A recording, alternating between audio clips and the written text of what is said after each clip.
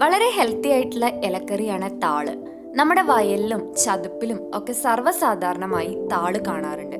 താള് ഉപയോഗിച്ചിട്ടുള്ള ഒരു സ്പെഷ്യൽ വിഭവമാണ് ഞാൻ ഇന്ന് നിങ്ങൾക്ക് പരിചയപ്പെടുത്തുന്നത്, പുളിയൊഴിച്ച താൾക്കറി. ഇതിന്റെ ഏറ്റവും പ്രധാനപ്പെട്ട ഇൻഗ്രീഡിയന്റ് താള് തന്നെയാണ്. താളിന്റെ തണ്ടും ഇലയും നമ്മൾ ഈ കറി ഉണ്ടാക്കാൻ വേണ്ടിയിട്ട് ഉപയോഗിക്കുന്നുണ്ട്. മറ്റ് ഇൻഗ്രീഡിയൻസ് എന്തൊക്കെയാന്ന് ചോദിച്ചാൽ ഉലുവ, ജീരകം, പച്ചമുളക്, വെളുത്തുള്ളി, വാളംപുളി. ഈ വാളംപുളിക്ക് പകരം നമുക്ക് കൊടംപുളിയോ നാരങ്ങാപ്പുളിയോ ഉപയോഗിക്കാം. അത് അവരവരുടെ ഇഷ്ടത്തിനനുസരിച്ച്.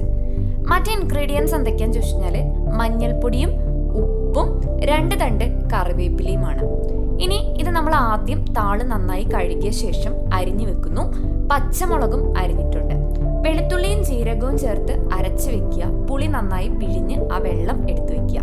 ഇനി എങ്ങനെയാണ് ഇത് കുക്ക് ചെയ്യുന്നത് എന്ന് നോക്കാം. ഒരു പാത്രത്തിൽ അരിഞ്ഞ താളെടുത്ത് അതിലേക്ക് ഇത് വേകാൻ ആവശ്യത്തിനുള്ള വെള്ളം ചേർത്ത് കൊടുക്കുക. ഇനി ഇതിലേക്ക് നമ്മൾ ആഡ് ചെയ്യുന്നത് പച്ചമുളകാണ്. അരിഞ്ഞു വെച്ച പച്ചമുളക് ഇതിലേക്ക് ആഡ് ചെയ്യുന്നു. ഇനി നമ്മൾ ഇതിൽ ആഡ് ചെയ്യാൻ പോകുന്നത് മഞ്ഞൾപ്പൊടിയാണ്. മഞ്ഞൾപ്പൊടിയും അതുപോലെ ഉപ്പും നമ്മൾ ആഡ് ചെയ്ത് കൊടുക്കുന്നു. ഞാൻ കല്ലുപ്പാണ് എടുത്തിട്ടുള്ളത്. പൊടിയുപ്പാണ് ഇടുന്നതെന്നുണ്ടെങ്കിലും കുഴപ്പമില്ല. ആവശ്യത്തിനുള്ള ഉപ്പ് അതിലേക്ക് ചേർത്ത് കൊടുക്കുക. ശേഷം നന്നായി ഇതൊന്ന് യോജിപ്പിക്കുക. അതിനുശേഷം അടച്ചു വെക്കുക. താള് വേകാൻ ഒരു 10 മിനിറ്റ് സമയം എടുക്കും. അപ്പോൾ 10 മിനിറ്റ് സമയം ഇതൊന്ന് അടച്ചു വെച്ച് താള് വേവുന്ന വരെ ഒന്ന് വെയിറ്റ് ചെയ്യാം. 10 മിനിറ്റ് കഴിഞ്ഞ് താള് നന്നായി വെന്തിട്ടുണ്ട്. അപ്പോൾ ഇനി നമ്മൾ ഇതിലേക്ക് ആഡ് ചെയ്യുന്നത് നമ്മൾ നേരത്തെ എടുത്തു വെച്ച പുളിവെള്ളമാണ്. ആ പുളിവെള്ളം ഇതിലേക്ക് ആഡ് ചെയ്ത് കഴിഞ്ഞാൽ പിന്നെ ഇത് ഇളക്കരുത്. നന്നായി അടച്ചു വെക്കുക. പുളിയൊന്ന് അതിലേക്ക് പിടിക്കാൻ വേണ്ടി. ഒരു 2 മിനിറ്റിന് ശേഷം ഇതിലേക്ക് ഉലുവപ്പൊടി ആഡ് ചെയ്യുക. 2 പിഞ്ച് ഉലുവപ്പൊടി ആഡ് ചെയ്താൽ മതി കേട്ടോ. കുറച്ച് ആഡ് ചെയ്താൽ മതി. കാരണം ഉലുവ അധികമായി കഴിഞ്ഞാൽ കഴിക്കും. അതുകൊണ്ടൊരു ഫ്ലേവറിന് വേണ്ടി മാത്രം കുറച്ച് ആഡ് ചെയ്യാം.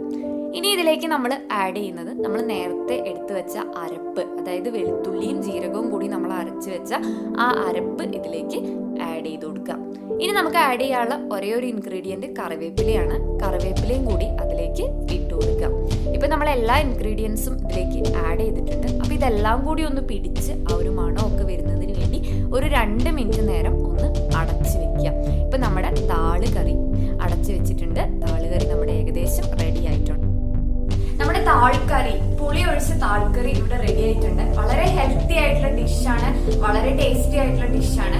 Okay, thank you so much.